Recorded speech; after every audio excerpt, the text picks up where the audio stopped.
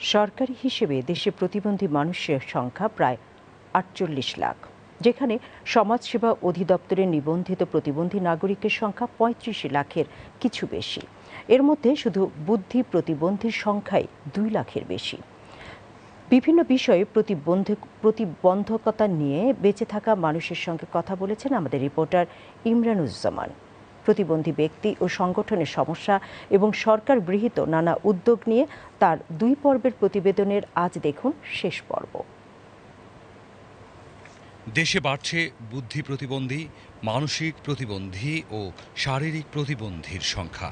সমাজসেবা অধিদপ্তরের প্রতিবন্ধিতা শনাক্তকরণ জরিপের তথ্য অনুযায়ী বাংলাদেশে ২,২৯,৬৬৪ জন বুদ্ধি প্রতিবন্ধী রয়েছেন। এছাড়া অটিজম বৈশিষ্ট্যসম্পন্ন ও ডাউন সিনড্রোমে আক্রান্ত ব্যক্তিদের সংখ্যা যথাক্রমে ৯০,৮১৮ জন এবং ৭,১৪৪ জন। একটা গ্রহণযোগ্য সায়েন্টিফিক একটা অবকাঠামো এই শিশুদের জন্য খুবই জরুরি, যেহেতু দে আর ভেরি মাচ স্পেশাল। তারা অর্ডিনারি বাচ্চাদের মতো না।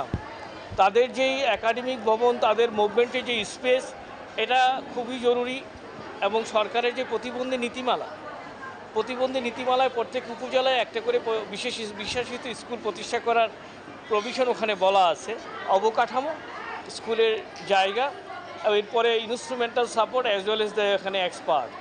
বিশেষ চাহিদা সম্পন্ন শিশু ও তাদের অভিভাবকদের সঙ্গে মতবিনিময় শেষে সরকার গৃহীত নানা উদ্যোগের কথা জানান সমাজ কল্যাণ প্রতিমন্ত্রী।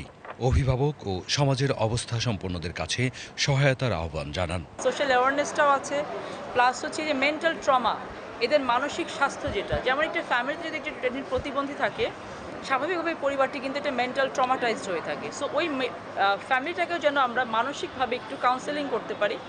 প্রতিমন্ত্রীর আহ্বানে পলক অটিজম স্কুলের শিক্ষার্থী ও সাধারণ পড়াশোনা সম্পন্নকারী একজনের জীবন ধারণে কর্মসংস্থানের ব্যবস্থা করে একটি প্রতিষ্ঠান। পলক অটিজম স্কুল প্লাস আমাদের মুন্সিগঞ্জে যে প্রশাসন ছিল, জেলা প্রশাসন, তাদের সকলের সার্বিক সহযোগিতায় আজকে আমার যে দীর্ঘদিনের একটা অনাকাঙ্ক্ষিত একটা প্রত্যাশা ছিল যে নিজের জন্য একটা চাকরি পাওয়া, একটা কর্মসংস্থানের ব্যবস্থা করা, যেটার মাধ্যমে আমি নিজেকে সমাজের বোঝা নয় বরং দেশের জন্য আমি কাজ করার সুযোগ পেয়েছি। নানা প্রতিকূলতায় পাঠদান চালিয়ে যাওয়া স্কুলগুলোর দাবির কথা শুনে সরকারের উদ্যোগের কথা জানান প্রতিমন্ত্রী।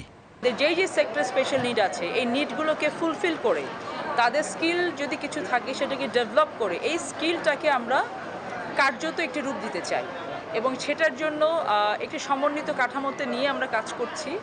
এই কাজের ভেতরে তাদের শিক্ষা, সেবা, ট্রেনিং নেওয়া, তারপরে সেই ট্রেনিং প্রাপ্ত হয়ে তারা যদি কোনো প্রোডাক্ট তৈরি করে সেই প্রোডাক্টের মার্কেটিং করা, বলতে গেলে মেইন স্ট্রিমে নিয়ে আসা, তাদেরকে সামাজিকভাবে একটি স্বীকৃতি দান করা।